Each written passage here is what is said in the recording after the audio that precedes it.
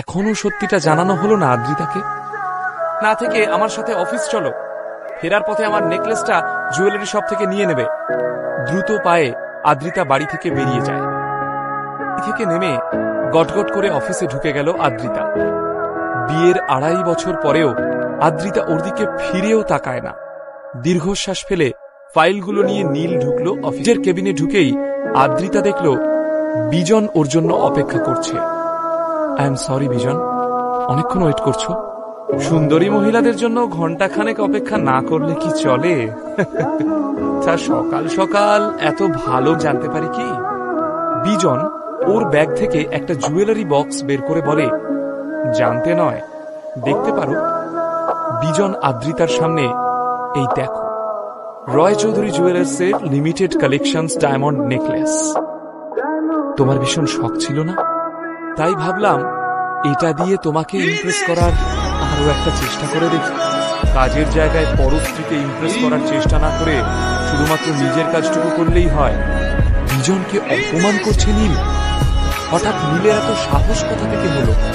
এই 2.5 বছরের বিবাহিত জীবনে এই প্রথম আদ্রিতা নীলকে একটা এত বড় সেন্টেন্স বলতে শুনল। নীলের চোখ। ল্যাব গ্রোন ডায়মন্ড সেট শব্দটা বিঁধল বিজনের বুকে। আসলে আজ সকালে ও রয় চৌধুরী জুয়েলার্সের একটা শোরুমে গিয়েছিল আদ্রিতার ড্রিম ডায়মন্ড নেকলেস কিনতে। কিন্তু আসল নেকলেসের দাম শুনে ওর প্রায় অজ্ঞান হওয়ার জোগাড়। এমন সময় দোকানের বুদ্ধিমতী সেলস স্টাফ ওকে এই ডুপ্লিকেট সেটটা দেখায়। সব ঠিকঠাক প্ল্যান মতো এগোচ্ছিল, কিন্তু এই নীল এসে যে এইভাবে হাটে হাঁড়ি ভেঙে দেবে সেটা বিজন স্বপ্নেও কল্পনা করতে পারেনি। এই সেটটার যা দাম তার 10 ভাগের 1 ভাগ টাকাও কি তুই চোখে দেখেছিস? আসল ডায়মন্ড তুই কখনো চোখে দেখেছিস?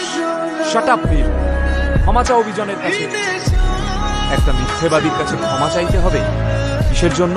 বিজন বুঝতে পারছিল যে তার ফাঁকিটা ধরা পড়ে গিয়েছে। আদ্রিতা, আমি জানি এটা ল্যাব গ্রোন ডায়মন্ড, খনি থেকে নয়। এই হিরে ল্যাবরেটরিতে খুব প্রিসাইসলি তৈরি করা হয়। এটা কিন্তু আসল হিরে। লেকচারটা বন্ধ কর। একদিকে নীলের হঠাৎ পরিবর্তন, অন্যদিকে বিজনের ছেলে মানুষ। বিরক্ত হয়ে আদ্রিতা নীলকে বলে, তুমি এখন যাও নীল, কাজ করতে দাও আমাকে। তোমার এই কালেকশনটা পছন্দ? কথা দিচ্ছি এই নেকলেসটা আমি কিনে দেব তোমার। কোনো একটা সময় আদ্রিতাকে নিজের করে পাওয়াটা নীলের স্বপ্ন ছিল, কিন্তু আজ আদ্রিতার সাথে কাটানো এই বিবাহিত জীবনের প্রত্যেকটা মুহূর্ত নীলের অমূল্য বাস্তব। 4 বছর আগে আদ্রিতা সেনকে প্রথমবার দেখে নীল ওর প্রেমে পড়েছে। অথচ বিয়ের এতদিন পরেও নীলের আফসোস থেকে গেছে যে আদ্রিতার নজর একবারের জন্যও নীলের ওপর পড়ে। আজ নীল প্রথমবার আদ্রিতাকে ওর চোখের দিকে তাকাতে দেখছে। একটা বিশ্রী তামাশা হচ্ছে দেখে আদ্রিতা বিজনকে থামাতে যায়। বিজন প্লিজ।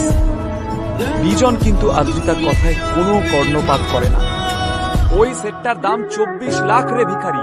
তুই নিজেকে নিলামে তুললেও এর 1000 ভাগের 1 ভাগ পাবি না, জানিস কি সেটা? লজ্জায় অপমানে আদ্রিতা চোখ বন্ধ করে ফেলে।